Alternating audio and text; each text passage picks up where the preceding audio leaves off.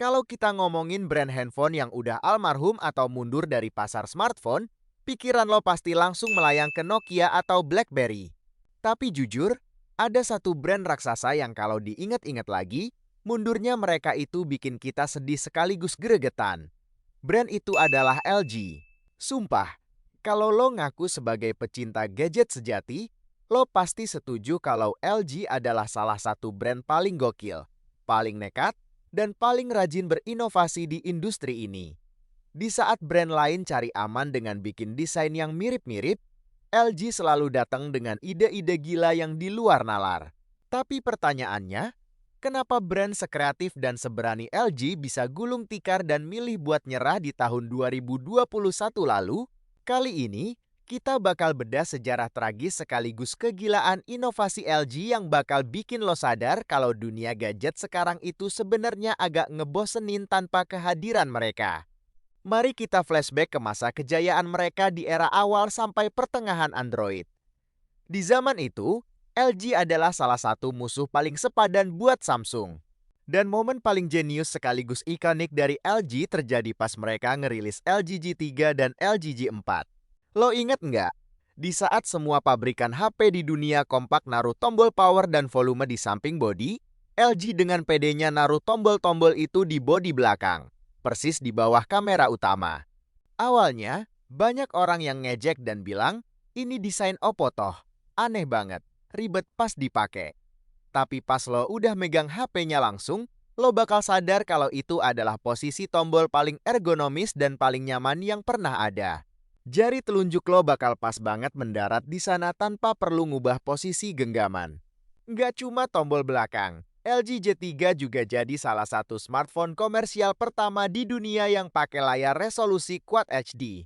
Di zaman itu, brand lain layarnya masih Full HD aja udah bangga, LG udah ngasih layar yang tajamnya kelewatan. Di era ini juga LG ngenalin fitur bernama Knock Code.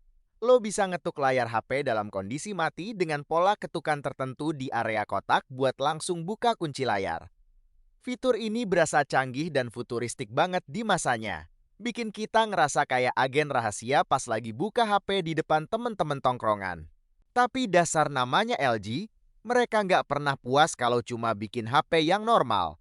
Masuk ke era-era berikutnya, jiwa eksperimental mereka makin menjadi-jadi. Dan disinilah awal mula kegilaan yang sesungguhnya. Lo pasti inget sama yang namanya LG G5. Ini adalah smartphone modular pertama yang benar-benar berani dijual massal. Konsepnya gokil.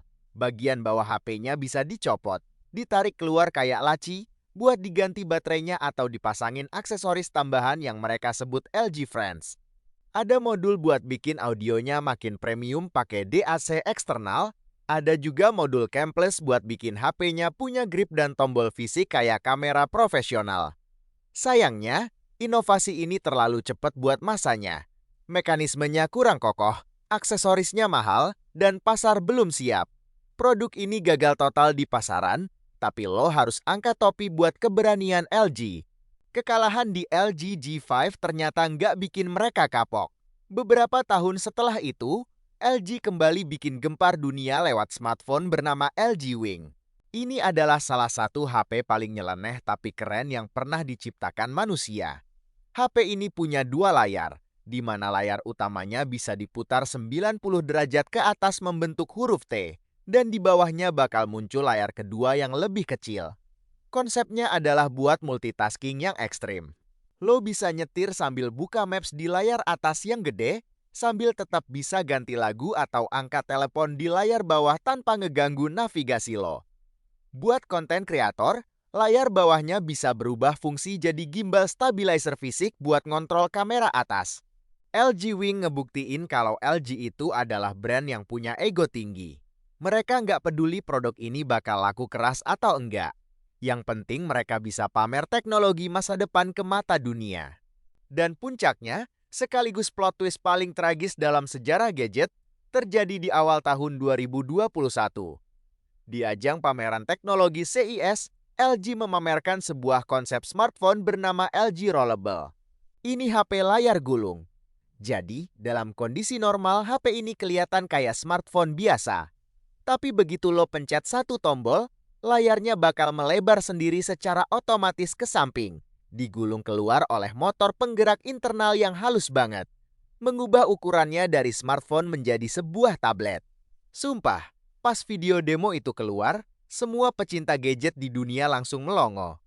Teknologi ini dinilai jauh lebih rapi dibanding HP lipat karena layarnya nggak bakal punya bekas lipatan di tengah. HP ini udah siap diproduksi, udah dapat sertifikasi, dan tinggal nunggu tanggal rilis resminya aja buat dijual ke publik. Tapi takdir berkata lain.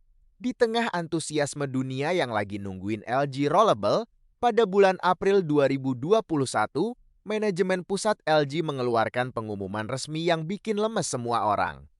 LG secara resmi menyatakan mundur total dari bisnis smartphone dunia. Akibatnya, proyek LG Rollable dibatalkan seketika. Tragis banget kan? Mereka mati tepat di garis finish saat mau ngerilis inovasi terbaiknya. Sekarang, divisi smartphone LG emang udah damai di alam sana. Tapi warisan inovasi mereka, keberanian mereka buat mendobrak batas, bakal selalu diingat sama para tech entusias sebagai salah satu era paling seru dalam sejarah perkembangan smartphone dunia. Kalau lo sendiri, punya kenangan indah apa nih sama HP LG jadul lo? Apakah lo pernah punya seri J3 dengan tombol belakangnya yang legendaris? Atau lo termasuk orang yang sempat ngidam sama keunikan LG Wing? Tulis cerita dan pendapat lo di kolom komentar di bawah ya. Jangan lupa buat like, subscribe, dan share video ini ke teman-teman lo.